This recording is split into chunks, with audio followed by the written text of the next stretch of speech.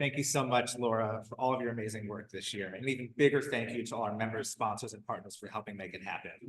And I want to also thank you for bearing with us through some of these technical difficulties. As you've learned, we're trying in person and online for the first time ever. And well, so far it's gone pretty well, but I think, good lessons for the future. All of this today, of course, and everything that we do is possible thanks to the entire Maryland LCV team. Most of us are actually here today. I'd like to ask our team to just give a quick wave to the audience. Feel free to chat with them after the program today. And our team, of course, represents our various programs. You've heard from development. We have our political director, Kristen, here, our various policy team members as well. But another critical program at Maryland LCV is, of course, CHISPA, meaning Spark in Spanish, which was launched in 2014 to ensure Maryland's Latino families and community leaders are a powerful voice for protecting our air, land, water, and public health.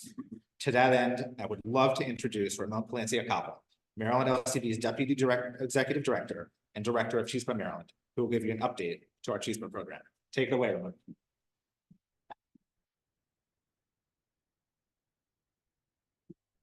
Thank you, Jason, and thank you to everyone that is here today. I'm honored to be here and share with you the progress that we have made working alongside Latino families and leaders to ensure we have a strong voice to protect our rights to clean air, clean water, and healthy communities.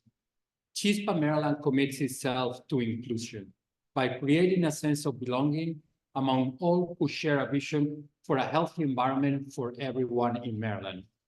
We know Latino communities are eager to be more than participants. We are ready to be leaders in environmental change. Over the past 12 months, we have been intentionally, and I want to say again, intentionally, expanding our work in the Baltimore area. Our goal is clear. We work to build the powerful voice of Latino families to achieve climate change. We want to achieve climate justice. We are working to ensure equitable distribution of environmental benefits and are advocating for increased and equitable access to clean energy solutions. Education and community organizing are at the heart of CHISPA. And we have hosted a number of rallies and workshops this past year, particularly in support of our work to advance environmental justice and achieve 100% clean energy by 2035. Through our leadership development program, we have trained over 100 community members to become promotores and be a leading voice in their communities. In our advocacy efforts, we are building upon our victories. We continue facilitating access to decision makers, advocating for equitable deployment of electric school buses across Maryland, and pressuring school districts to support the continued deployment of clean transportation solutions. As we move forward, our outreach through CHISPA will ensure our diverse voices are heard. Thank you for your support and commitment to this important cause. Now, I'm very pleased to introduce to you Maryland LCV's fearless leader and our executive director, Kim Coble. Take it away.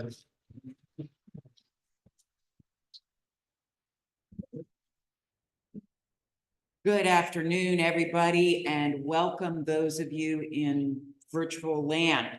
I'm Kim Coble. I have the distinct honor of being the executive director of the best and most effective environmental organization in Maryland, Maryland LCV. Not biased at all. But I also want to thank you for being here. It's a busy time of year. You have plenty of things to do, and the fact that you've chosen to spend time with us is really meaningful. So thank you all. Many of you friends out in the audience, I appreciate it. And for those of you online, thank you again for joining us. For the people here, we do have some treats at the end of the meeting. So for those of you online, just pour a glass of wine and have it with us virtually. So Maryland LCV is like many environmental organizations here in the state. We work very hard to implement and get bold, equitable, just environmental and climate policy passed. The environmental community writ large is very good at that, and we work well together. However, we are also extremely unique because we have some tools that no other organization has. And just to hit on the highlights of these, I want to remind you kind of what we do and how we do it. First of all, during the election cycle, we spend a lot of time finding and working with the best conservation candidates that are out there. We want people elected in office that will keep the priority of a healthy environment in mind and focused 24/7 of their job. So we issue questionnaires, we do interviews, sometimes many interviews, we do an analysis, and our board comes together and discusses every single candidate and then votes for an endorsement or not. Once we have endorsed a candidate, we then work very hard to get them elected. We want them to be in office. So we spend a lot of time door knocking and walking streets and educating them, sometimes making phone calls. And we also activate our political action committee, our PAC.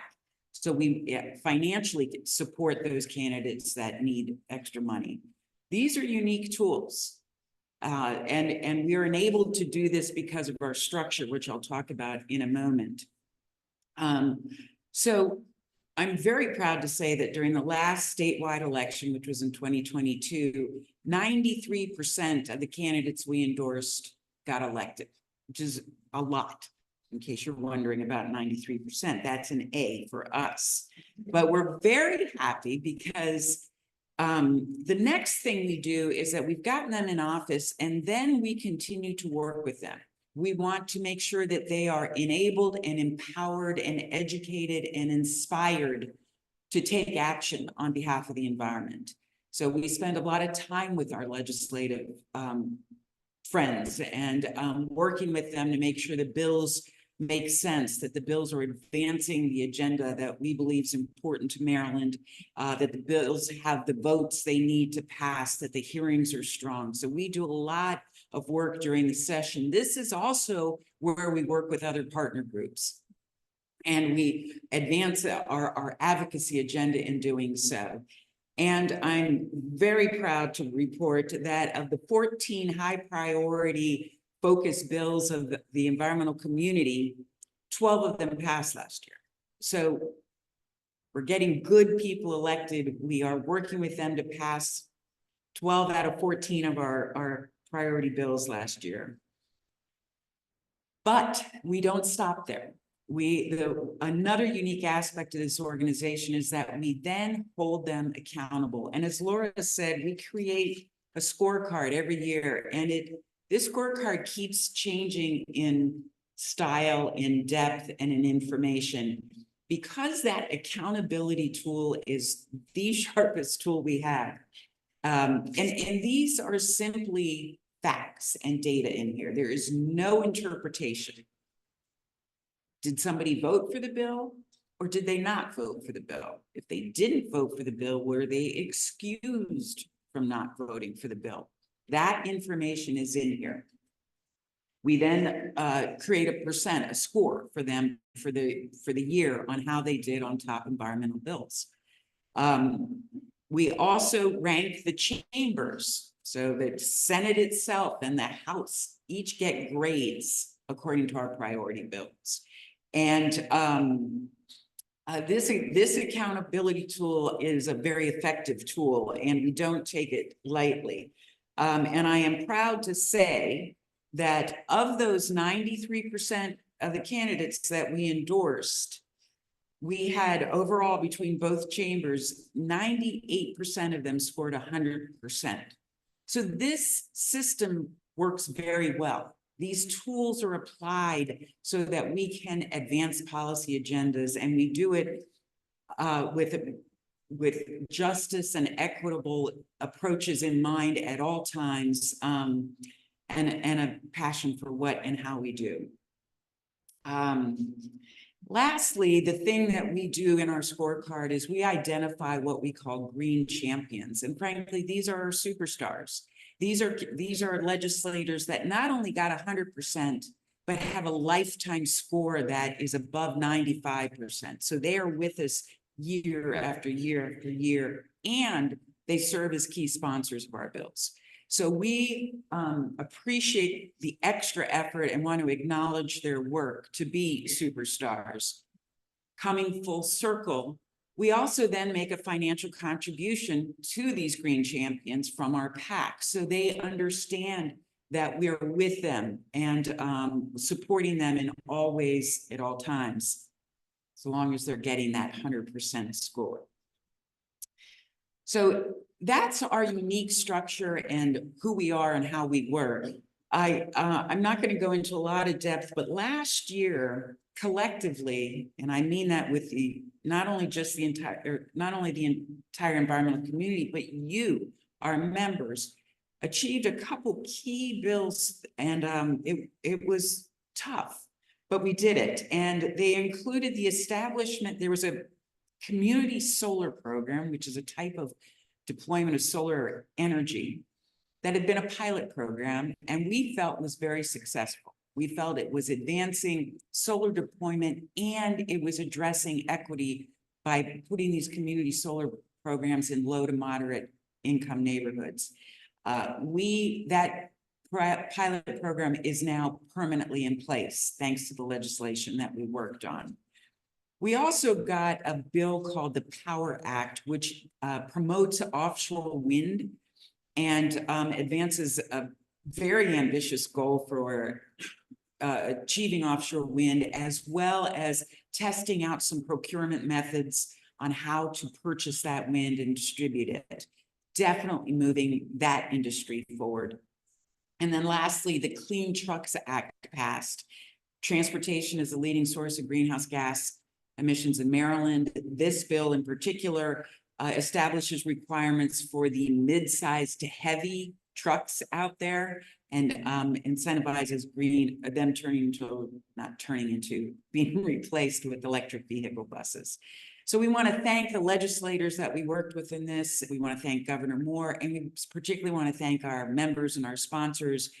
Even if you're at home in your slippers, we thank you for supporting our work and making it all possible. Does somebody have a list for me?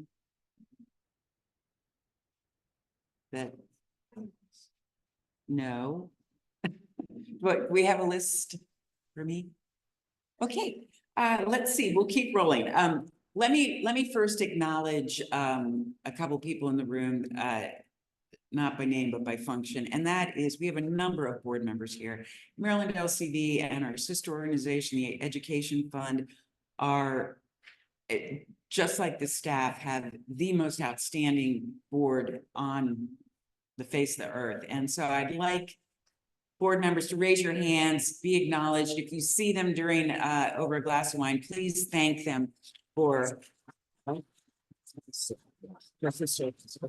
Yeah, so thank you, board members. And I also, it's a distinct pleasure for me to give a little shout out to Megan Conklin, who is the governor's chief sustainability officer that was just appointed. Today is her first day on the job, and she has chosen to be here today. Megan, welcome.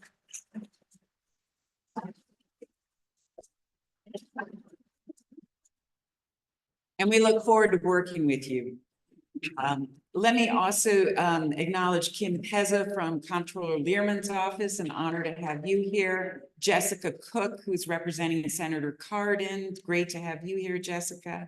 And yes, Lynn Heller, Mike Davis of our board, Melanie Hartwig Davis. Thank you all for being here. So that was my homework. Let me turn now to moving forward.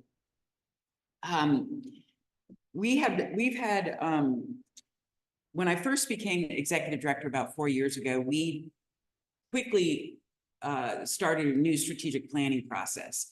That strategic plan, believe it or not, is ending in December. And so we have spent this year designing the next 3-year strategic plan for the organization. And it will hopefully be final soon. We're just putting some final touches on it and the board needs to approve that. So I don't have it to share with you. It will be out in the near future though. But the plan is,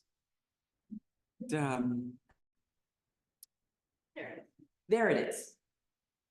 There, thank you. So in the middle there is the mission of our organizations. We have, as I described, we have 3 organizations that do the system that I described there. We have the PAC, we have our C3, which is education, and our C4, which is more the political. We are working to educate and activate people to take equitable and just political action for clean water, healthy air, and climate resilient communities. That is what the strategic plan is anchored in. The plan starts out with a wide view asking, what do we collectively all across the board want to achieve in the next 10 years? Next slide, please. And we have focused on 4 key outcomes that we're trying to achieve. We want 100% clean energy being generated in Maryland, and Maryland is leading the nation on climate change.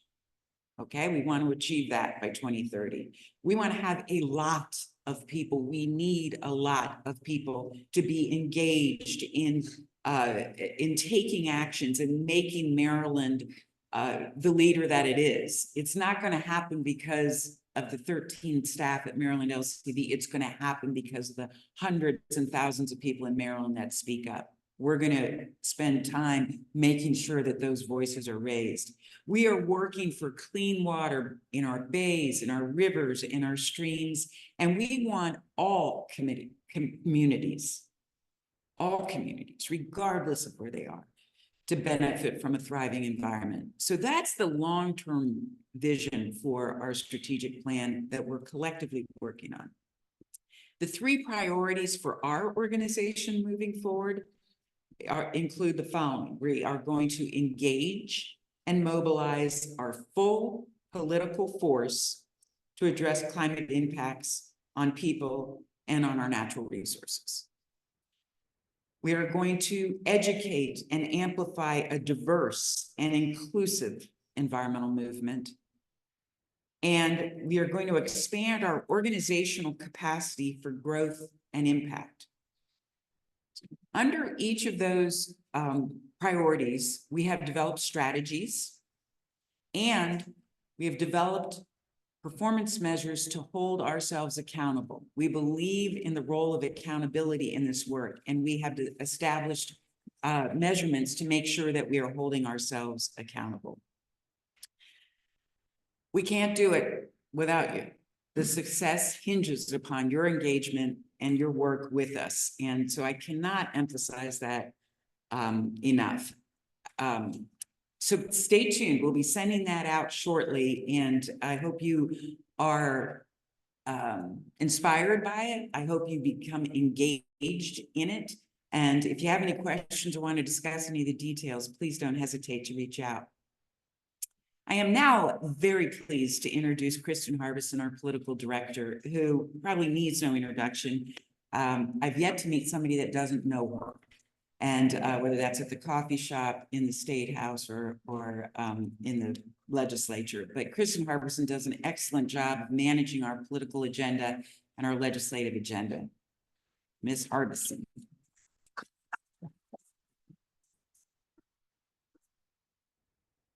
Thanks, Kim. And it is such an honor to work for this organization with so many engaged members, with this General Assembly. And I am very proud to share some of Maryland LCV's legislative achievements and priorities this year. Kim mentioned a couple of them, but in 2023, we had a really good year. We made significant strides in climate and energy policy, including the community solar program that Kim mentioned, as well as the Power Act, which advances and expands offshore wind.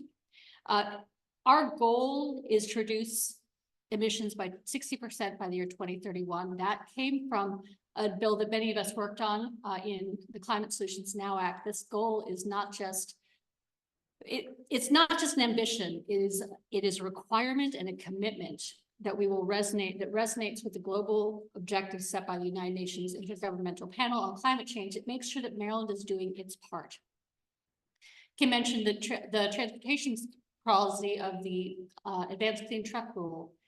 That it helps to reach those goals. Transportation was something that we made progress in there, not just with the Advanced Clean Truck Rule, but also Governor Moore signed us on to the Clean Cars 2 Act, which does some of the same policies towards getting our vehicles, our personal vehicles, transitioning all the vehicles in the state from into electric. We worked hard in environmental justice legislation, making sure that we prioritized equity in transportation decisions. This was legislation that we worked on for a couple different years, and we were very pleased that it passed and went into law this year. We worked to channel resources into green space for all communities. In land and water conservation, we fortified our efforts to enhance state forest cover, improve access to green space, and address toxic pollutions. There's always another legislative session, and there's always more work to be done. And next year, our priorities are clear. We'll be working on solar. We'll be working on figuring out on solar siting and where we put all the solar that we will need to achieve our goals. Incentivizing solar where we need it to make sure that projects are affordable for rooftops and parking canopies, brownfields. We need to achieve 100% clean energy by 2035, which means we need to accelerate our solar energy deployment. Upcoming legislation will tackle those barriers and enhance incentives. Environmental justice permitting is critical. We're looking to empower the Department of the Environment with greater flexibility to make permitting decisions that advance environmental justice and begin to address the generations of structural racism that have been incorporated, that have been part of state policies. We're also excited to support a pilot program called the Whole Watershed Approach. Maryland has diverse geographies and urbanization present, and they present unique challenges in water quality improvement. This pilot program will identify and concentrate efforts in select watersheds using a science-based approach to restoration and protection. Those are just some of them. There are so many bills coming up this year that we will be looking forward to supporting from so many of our extraordinary legislative champions.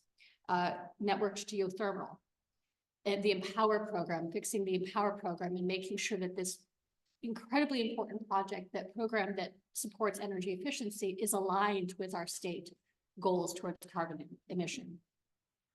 We'll be supporting, again, there's more transportation work, looking at identifying ways to reduce vehicle miles traveled, removing an exemption for manufacturers from participating in greenhouse gas reductions. Right now, everybody needs to reduce their greenhouse gas emissions except for the manufacturing section. Everybody needs to be part of this solution. And we need to make sure that our votes continue to matter and our voting structure is strong. We need to protect our vote with the Maryland Voting Rights Act.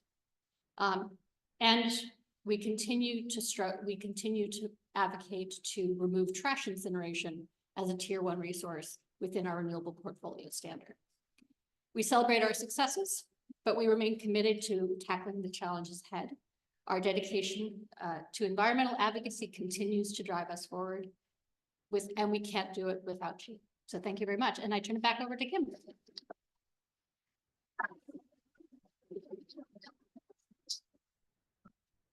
Okay, so I got the rest of my list. I would like to thank those people online, the elected officials that are joining us tonight. In particular, I'd like to thank Delegate Cheryl Parstier, Delegate Linda Foley, Delegate Sheila Ruth, and Delegate Terry Hill, who are there Thank you. Delegate Jen Tarassa is also here, Senator Cheryl Kagan. We have Bridget from Senator Katie Fry Hester's office, Charlie from Delegate Natalie Ziegler's office, Gretchen from Delegate Sarah Love's office, Margie from Delegate Dana Stein's office, Reese from Delegate Bud Deary's office, and Susan from Delegate Forbes' office. So thank you all for everything you do and for joining us tonight. So that is our quick rundown and official program. Kept it short, but we now have some time for questions and answers and discussions and dialogue. So we're going to start with folks in the room, and then if you're interested in submitting a question online, go ahead and type it in the question and answer, and we'll get it answered from up here. We'll read it out loud to everybody. So let me start with Jennifer. So my name is Jennifer, and I'm a member of the Maryland Climate Commission, which is so ably co-chaired by Kim Coble, who's amazing. It's a wonderful group. I'd like to go back to your 4 pillars of work, if you don't mind. Maybe somebody would put the screen up, because I have a very specific question about that in your mission statement for what you're trying to achieve. You wrote Maryland achieved 100% clean energy and is leading the nation in reducing climate change impacts. So I wanted to ask about what that includes, because there's so much more to reducing climate change impacts than just what kinds of energy we use. It's things like insulating homes, changing how we farm, ensuring that cannabis farmers are using LED and low wattage lights. What kinds of range are you talking about in that first goal? Because it could be very broad, or it could just be more solar and wind. Great question. And again, these are the overarching outcomes that the entire community, frankly, the state is working to achieve here. So we will be adding our efforts to them. But the clean energy actually is something that candidate Moore started. As a candidate, Governor Moore said, I want the state of Maryland to produce 100% clean energy by 2035. And we thought it was a great goal. And it was one of the reasons that we endorsed him, was his stated outward commitment to climate change and introducing clean energy. And as Jennifer's pointing out, it can be not only the energy that's created, so that's renewable energies, the wind, the solar, the geothermal. It can also be considered the clean energy. A number of us actually spent Monday at Calvert Cliffs nuclear facility. That is not a carbon producing energy source. We can have a long debate on that, I understand it.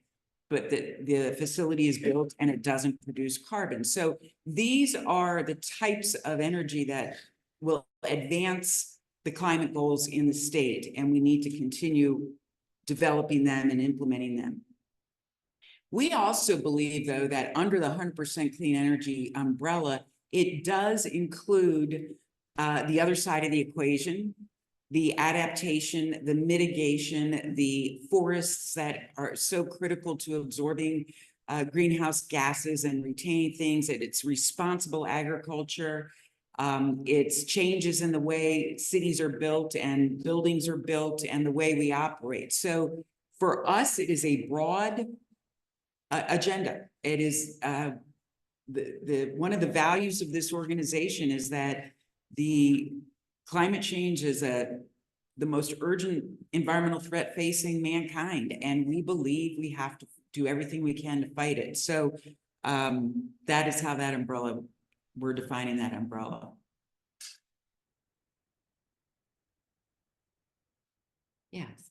What are the budgets in your 3, 4? The budget? Whew. Funny you asked that, because we were just talking about this. So we're for our 2024, you're talking about the organizational budget? Yeah, okay. So for our 2024 budgets, first of all, the PAC is funded separately. We get donations in. Everybody in the state of Maryland is limited to $6,000 in a 4-year cycle per person. We do a lot of fundraising. You're always welcome to make a contribution to our PAC up to $6,000. And so that's funded, and right now we have about $30,000 in that PAC. It's not an election year, which is so that allows us to operate that. The C4 is in 2024 is a million, 1.1 million. And then the C4 is about similar. It's about 1 million. You can say it. I got it reversed. 1.3 is our C4 and 1.1 is our C3. So $2.4 million budget for next year. Yes, Walter. 40% of the Mays River stream. Yeah. Yeah. Oh, Walter, I'm so glad you're here. Walter Boynton, one of the best Bay scientists that is around, and really honored to have him here tonight. So actually, this is an old slide and we have changed the words on that. And so that is no longer it. However, when we first originally came up with that, it was, we looked at the amount of impaired waters in Maryland and what kind of percentage, what kind of improvement we thought we could make. And we ended up with 20% of the rivers and bays are impaired right now. We wanted to have an improvement of double that. So, but the final strategic plan, if the board approves it, changes that language to not have a numeric base because we really didn't know how to measure it very well. So good catch. Thanks for calling me out on that. Yes. Hi, Alex Earl, Prince George's County policy analyst for environmental concerns. I work a lot with the community because we're policy based at the county level. I was wondering if your organization is considering facilitating more regulations in the industries that are moving forward with the green economy. Just want to give 2 examples. Solar power companies, specifically panels from roofs. I know a lot of customers in our counties have concerns. Panels being put on their roofs, and there's issues, leaks or other issues. They have to take them off, and oftentimes in the contracts, they have to pay the price to take the panels off, come back when that can repair. Secondly is we're looking at charging stations. All facilities are required to charging stations in new development, and the current rate in the United States for reliability of the charging stations is around 70%. You look at gasoline stations, it's about 97%. So there's nothing more frustrating than someone owning an electric car, going to the charging station, and the charger doesn't work. So I think regulation of those things moving forward is critical. Organizations looking at things like this. Yes. I mean, I can't say that I explicitly have regulations pertaining to those 2 things on my desk right now. However, our organization is up to our eyeballs on the solar industry, and how do we advance that solar industry using incentives, using regulations, using resolving some of the barriers that are built, that are included in that, resolving some of the politics, et cetera, in an equitable and just way. And there are a number of experts on this topic in the room here.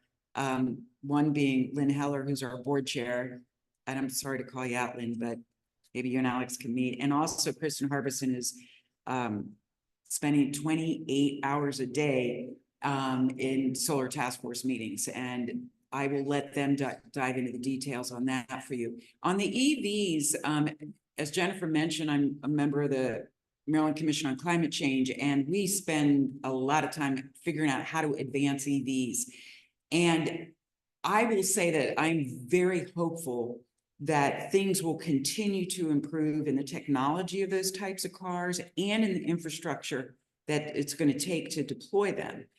I firmly believe, we all firmly believe that we have to advance that industry. There's just a lot of pollution that comes from the internal combustion engines, right? So yes, the infrastructure is not where it needs to be, but I do think we are moving in the right direction to get it there. I think I don't know why I say this, my gut is that we'll see in 3 years, we'll see a big difference in that. Yes. And we've received several questions on our chat regarding the governor's upcoming climate plan. Various questions, so hopefully you could just address that. So thank you all for that question. The Climate Solutions Now Act, which was passed in 2021, requires the state to achieve a 60% reduction in greenhouse gas emissions by 2031. 60% reduction by 2030. Most ambitious reduction goal in the country. We were cheering that on very sincerely and earnestly, and also gritting our teeth, because how do we do that? How do we really achieve those emission reductions? The bill also requires the Maryland Department of the Environment to issue a plan on how those emission reductions will be achieved. And that plan is due at the end of the month. So we're weeks away from seeing it. And we are very bound and determined to do everything we can to keep that plan as strong as it can be, to have it funded, short-term, long-term funding, and to have it implemented by the Moore administration. As we said, the governor, a lot of our endorsement was related to his commitment on climate change. So we're very eager to see that, have him see it through. We have an action for you to. Oh yeah, I got that. So in the end, we have an action for you to take that to get a message into the governor on this. I can't impress upon you how important it is for you to take this action, right? So the QR code on the left, if you can get your phones out, do it. We have flyers or things in the back, little tags in the back with the QR codes. Take a picture, you can send it. We have some suggested language in there to let them know that it is critical that he advance a strong plan. And so there's no tomorrow on this. It's got to be done today. Let me also encourage you, as Laura said, we have 3 things. One is to for you to show up, and you did that. And thank you, and thank you. Number 2 is to take this action on behalf of the climate plan, urging the governor for a strong climate plan. And number 3 is to make a donation to Maryland LCV. We have an end of the year match going on right now. Our national partner group, LCV, has given us $10,000. They'll give us $10,000 match. If we can raise $10,000, they'll give us $10,000. We are at $5,193 right now. So anything you could donate, we would be greatly appreciative of, and hopefully we can get to that $10,000 before the end of the year. So we are out of time, I'm told, and fortunately the staff will be hanging out. Refreshments in the back. We look forward to some one-on-one conversations, and I want to thank those of you that are virtually. It's time to take your slippers into the kitchen and pour a glass of wine, and it's time for the rest of us to enjoy the evening. Thank you again for coming.